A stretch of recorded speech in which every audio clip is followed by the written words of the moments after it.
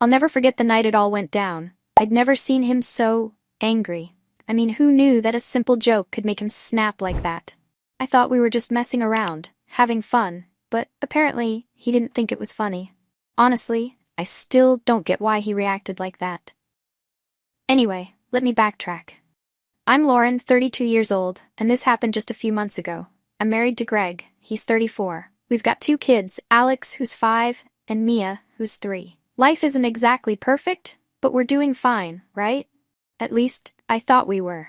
I mean, I've got my hands full with the kids, the house, and managing all the chaos. But Greg?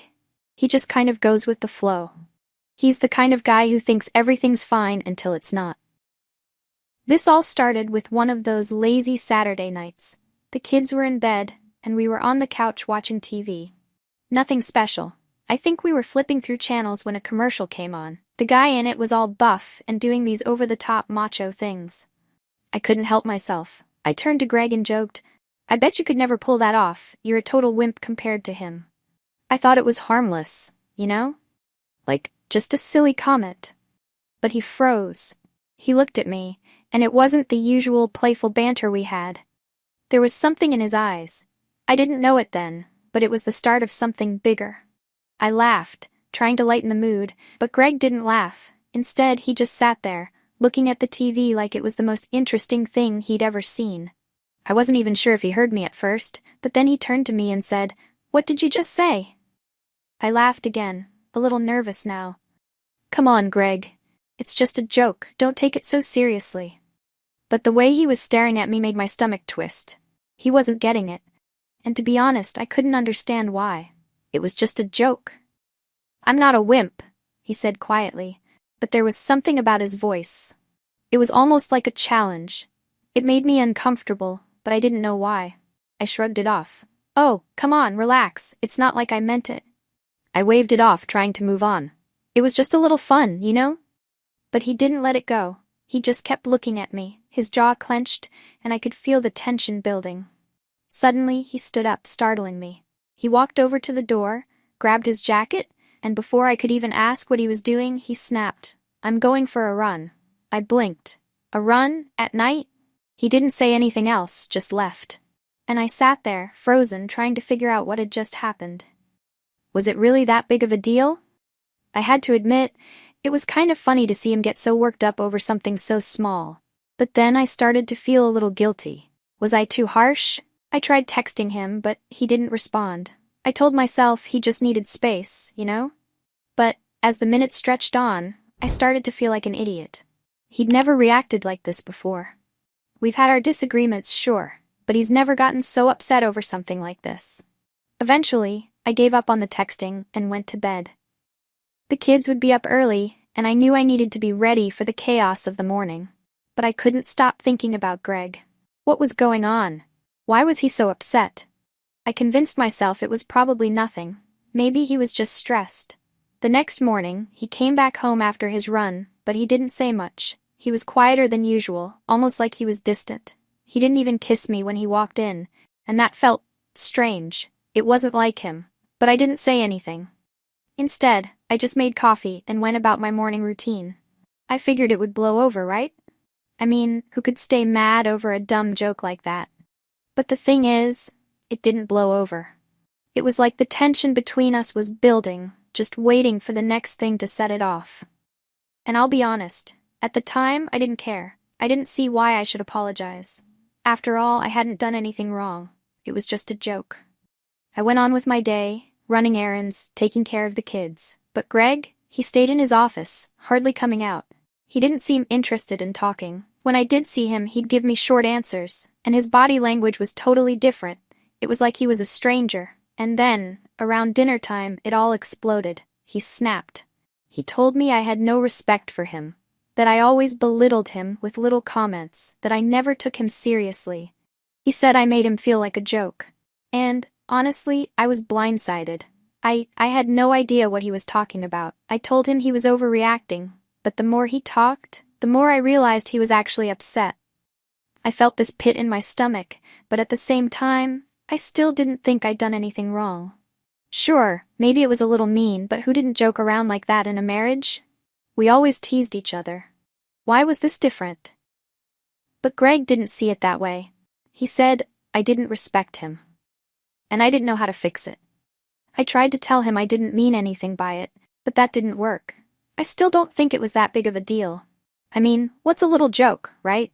But the more he went on, the more I started to see how serious this was to him. And deep down, I was starting to regret the way I handled it. But I wasn't ready to admit that. Not yet. I couldn't believe what I was hearing. As Greg stood there, his face red with frustration, it hit me. He was done. He wasn't just upset anymore. He was fed up. He'd had enough. And I didn't know how to handle it. You think this is all just some joke, don't you? He said, his voice getting sharper. But it's not. I'm done being the punchline of your little jokes. I can't keep living like this. I opened my mouth to defend myself, to brush it off like I always did, but he didn't let me. He just kept going. Every time we argue, it's the same thing. You don't take me seriously, you make fun of me, you don't respect me. His words were hitting me like a ton of bricks, but I wasn't ready to admit that I'd messed up. Not yet. Not in front of him. You think I'm just going to keep putting up with your neglect? He threw his hands up in frustration. I work hard, I try to keep this family going, and all you do is undermine me. You make me feel worthless. You make me feel like I'm just a joke. Well, guess what? I'm not going to keep doing this. I was standing there completely stunned. I didn't know what to say, and that feeling of guilt, that pit in my stomach, started growing. But I wasn't going to apologize. Not yet. It was too soon. My instinct was to defend myself, to tell him I didn't mean it like that. But I was paralyzed. I didn't want to show weakness. I didn't want to be the one to admit I'd been wrong. And then he dropped the bomb. I'm done. I can't keep doing this. I need respect. I need you to show me that you actually care about me and not just use me as a punch bag. You've got two choices. Either you change, really change, or I'm out. I'm not going to stay in a relationship where I feel like I'm constantly belittled, where I'm just your punching bag. My heart dropped. I felt like the room was spinning. I wasn't ready for this. I didn't think it was this bad. Sure, Greg had been distant, but I didn't think it was that serious. I thought it was just a little tension, a small bump in the road. I never imagined he would give me an ultimatum. He never had before. You're serious? I whispered, barely able to believe it. He nodded, his face cold, almost like I didn't matter anymore. You think I don't care about this family, but I do. I do more than you realize. But I can't keep feeling like this. I can't keep pretending everything's fine when I'm the butt of your jokes, when I'm the one who gets dragged through the mud. You need to show me you care, or I'm out. I felt like I was drowning. The thought of losing him, of being alone with the kids, having to deal with everything by myself, terrified me. I didn't even know how to respond. Part of me wanted to scream at him, to tell him how unreasonable he was being. But I knew deep down I couldn't. The truth was, I hadn't been fair to him. Not really. I just didn't want to admit it. I didn't want to face that part of myself. You're not going anywhere, I muttered, trying to hold on to something, anything, that felt like control. But even as I said it, I knew I was lying to myself. He wasn't going to stay if things didn't change. Greg stood there for a long time, just looking at me, like he was waiting for something. Maybe an apology, maybe an explanation. But I couldn't give him either. Not yet. You think this is just gonna blow over, huh? He said quietly, the hurt in his voice cutting deeper than I expected. You think I'm just gonna forget this and pretend it never happened? I've had enough of being ignored, Lauren. I've had enough of being made to feel like I'm not worth the effort. I didn't know what to say, and I didn't know what to do. I felt like the ground was slipping beneath me.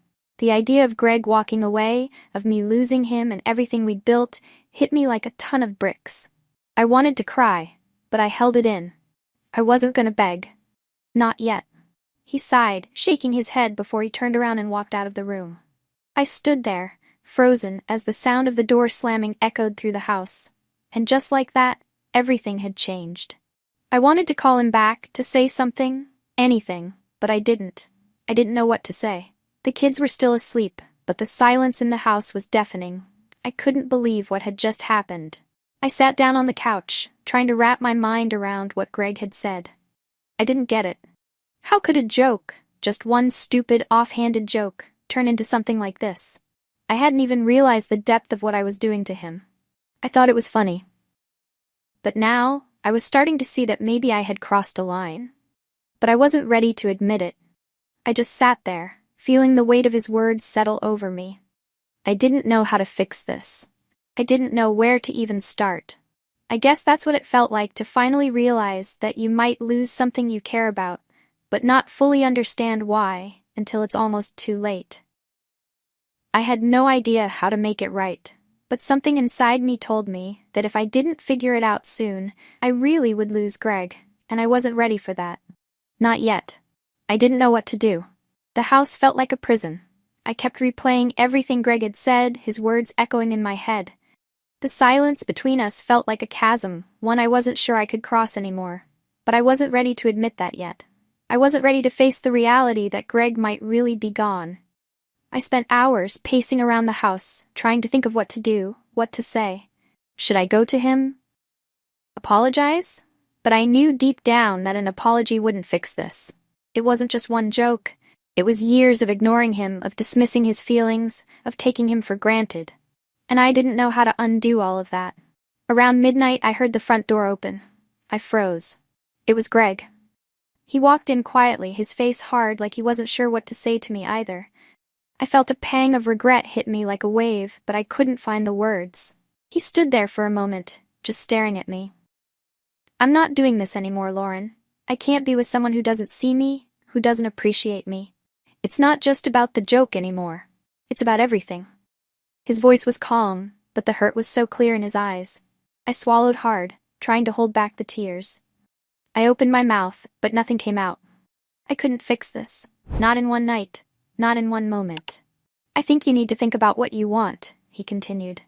Because if you want me, if you really want us to work, you're gonna have to show me that you care, that you respect me, that you're willing to make the effort to change. I wanted to scream. I wanted to tell him that I'd change, that I'd do anything. But I didn't say that. Instead, I just nodded. He had already made up his mind. He had already seen through me, through all my excuses. Greg turned and walked out the door again, this time with no hesitation. And I knew, in that moment, that he wasn't coming back. I stayed up for hours after that, staring at the empty house, wondering where everything had gone wrong. I couldn't change the past, but I could already feel the weight of my mistakes catching up to me. By the time morning came, I knew he was gone for good. His clothes were gone, his things were packed, and the silence that filled the house was suffocating. I hadn't even been able to say goodbye. I thought I was in control of everything, of my life, of my marriage. But the truth was, I had been playing a game I didn't even understand. I had pushed Greg too far, and now he was gone. And for the first time, I felt truly alone. It wasn't until later, when I was standing in front of the mirror, staring at my reflection, that I realized the truth. I wasn't the victim in this story. I wasn't the one who had been wronged. I was the one who had taken someone for granted. I was the one who had ignored their pain until it was too late. I had made a joke about the one man who had always been there for me, the one person who loved me through everything. And now, that love was gone. Maybe I'd never be able to fix it. Maybe it was too late for me. But I would never forget the day Greg walked out the door and left me to face the consequences of my actions. And that's when it hit me. The hardest lesson I'd ever learn. Respect is everything. Without it, you have nothing. As the days went on, I saw Greg move on. I heard rumors, saw pictures of him smiling, looking happier than I had seen him in years. I wanted to reach out, to tell him I was sorry, but I knew it was too late. The damage was done. And this time, there was no coming back. I had lost him. And that, in the end, was the hardest part to accept.